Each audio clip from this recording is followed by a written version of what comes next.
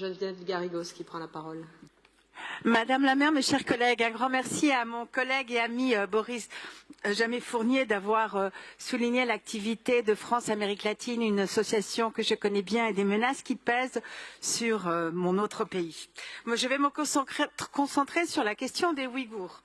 Le 9 décembre 2021, le tribunal ouïghour, un groupe de 9 avocats et experts des droits humains réunis à Londres, reconnaissait que des crimes contre l'humanité étaient commis contre les peuples turcophones au Xinjiang, le terme de Ouïghour incluant dans ce cas notamment les Kazakhs ou les Kirghizes vivant dans la région.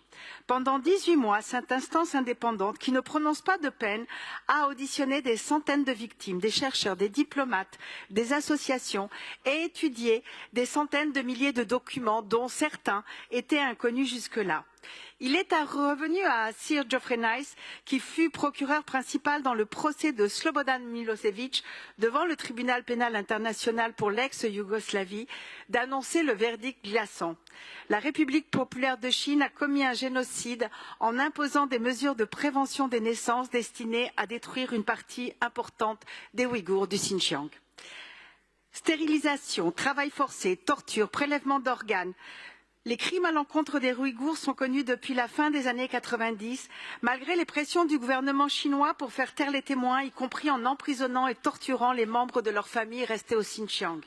Mais ce que nous montre le rapport de 73 pages du tribunal, c'est la systématisation, l'intensité et la planification méthodique de ces crimes, surtout depuis 2013, avec l'arrivée au pouvoir de Xi Jinping, qui est désigné comme portant la responsabilité première, ainsi que le secrétaire du Parti communiste au Xinjiang, Zheng Wang, et d'autres très hauts responsables de l'État et du Parti communiste chinois.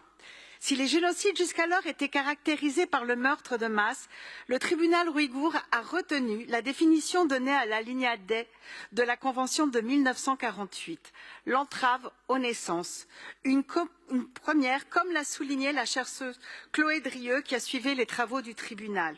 Une première qui semble totalement fondée à la lecture des témoignages effroyables, des documents accablants. Je ne peux les lire tous ici, mais nous le savons, il faut nommer les faits pour que la parole des victimes ne sombre pas dans l'oubli et l'indifférence. Et je cite ce rapport. Des femmes détenues, mais aussi des hommes ont été violés et ont subi des violences sexuelles extrêmes. Une jeune femme de 20 ou 21 ans a été violée collectivement par des policiers devant un public d'une centaine de personnes forcées à regarder. Des femmes détenues ont subi des pénétrations vaginales et anales par des matraques électriques et des barres de fer. Des femmes ont été violées par des hommes qui avaient été payés pour être admis dans le centre de détention à cette fin. Des femmes enceintes dans des centres de détention et à l'extérieur ont été obligées d'avorter, même au tout dernier stade de la grossesse. Au cours des tentatives d'avortement, les bébés naissaient parfois vivants, mais étaient tués ensuite. Un programme systématique de contrôle de naissance a été mis en place, obligeant les femmes à subir, contre leur gré, une ablation de l'utérus et à se soumettre à une stérilisation par le moyen de dispositifs ultra-utérins qui ne pouvaient être retirés que par voie chirurgicale.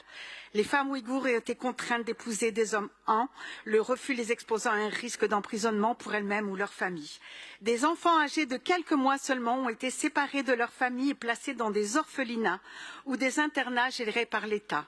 Dans certains cas, les parents de ces enfants ne savaient pas si leurs enfants étaient vivants ou morts. Aujourd'hui, nous savons que ce sont des millions d'enfants ouïghours qui ont été ainsi soustraits à leur famille pour être acculturés.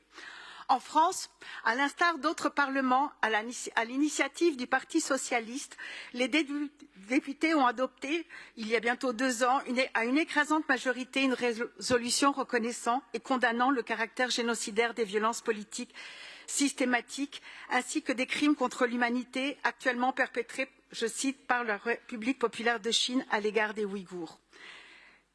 Selon la Cour internationale de justice, la plus haute juridiction, l'obligation d'un État de prévenir et par conséquent le devoir d'agir naît à l'instant où l'État prend connaissance ou aurait dû normalement avoir connaissance de l'existence d'un risque sérieux d'un génocide à venir. Et là, je vous demande, qu'attend l'État français? Pour conclure, je souhaite rendre hommage en cette semaine de la Déclaration universelle des droits de l'homme et du prix Sakharov à Ilham Tohti, intellectuel ouïghour, condamné à la prison à perpétuité en 2014 pour séparatisme lors d'un procès inique et qui a reçu le prix Sakharov en 2019, alors que sa fille se bat pour savoir où il était tenu, s'il est toujours en vie. Ilham Tohti, devenu le symbole d'un peuple que la Chine veut faire disparaître. Je vous remercie. Merci.